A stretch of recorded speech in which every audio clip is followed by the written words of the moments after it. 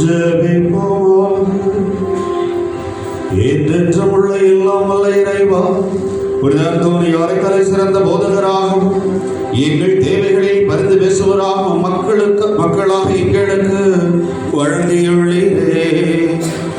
அதனால் அவரது உதவியால் நாங்கள் கிறிஸ்தவ வாழ்வின் நெறிகளை கடைபிடிக்கவும் எங்களுக்கு நேரிடுகின்ற இன்னல்களில் எல்லாம் உதவி கண்ணுணரவும் செய்வீராக.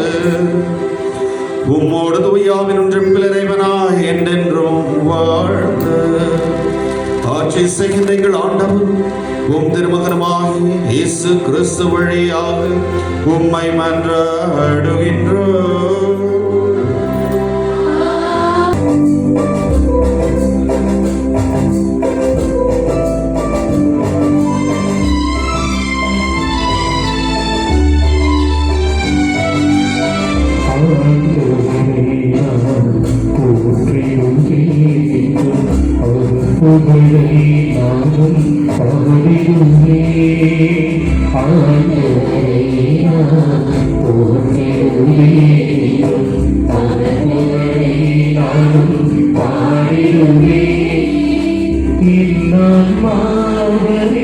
பெருமை கொள்ளும்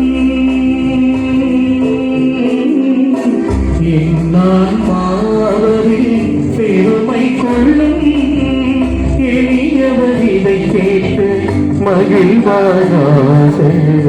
எளியவர் இதை கேட்டு மகிழ்வாராக.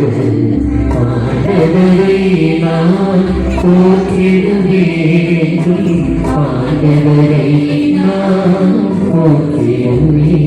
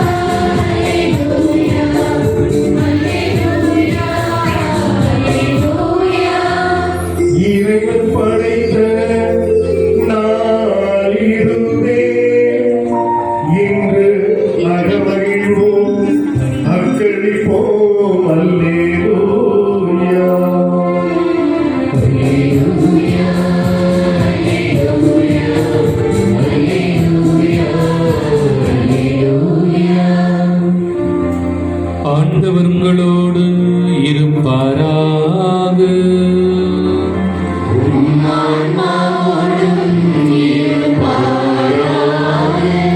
யோவான் எழுதிய தூய நற்செய்தியிலிருந்து வாசகம்.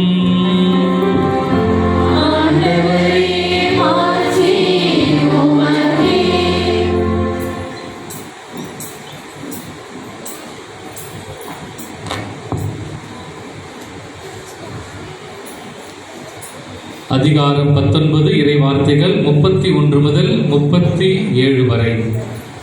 அன்று பாஸ்கா விழாவுக்கு ஏற்பாடு செய்யும் நாள். அடுத்த நாள் ஓய்வு நாளாகவும் பெருநாளாகவும் இருந்தது. எனவே அன்று சிலுவையில் உடல்கள் தொங்கலாகா என்பதற்காக கால்களை முறித்து சடலங்களை எடுத்து விடுமாறு யூதர்கள் பிலாத்திடம் கேட்டுக்கொண்டார்கள். ஆகவே படை வீரர் வந்து இயேசுவோடு சிலுவையில் அறையப்பட்டிருந்தவர்கள் ஒருவருடைய கால்களை முதலில் முறித்தார்கள். பின்னர் மற்றவனுடைய கால்களையும் முறித்தார்கள். பின்பு அவர்கள் இயேசுவிடம் வந்தார்கள். அவர் ஏற்கனவே இறந்து போயிருந்ததை கண்டு அவருடைய கால்களை முறிக்கவில்லை. ஆனால் படை வீரருள் ஒருவர் இயேசுவின் விலாவை ஈட்டியால் குத்தினார். உடனே இரத்தமும் தண்ணீரும் வடிந்தன. இதை நேரில் கண்டவரே இதற்கு சாட்சி.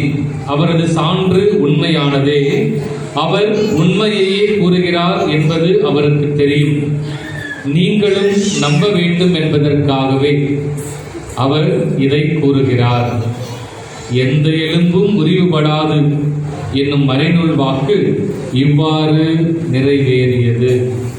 மேலும் தாங்கள் ஊடுருவ குத்தியவரை உற்று நோக்குவார்கள் என்றும் மறைநூல் கூறுகிறது என்றார். ஆண்டவரின் அருள்வாக்கு.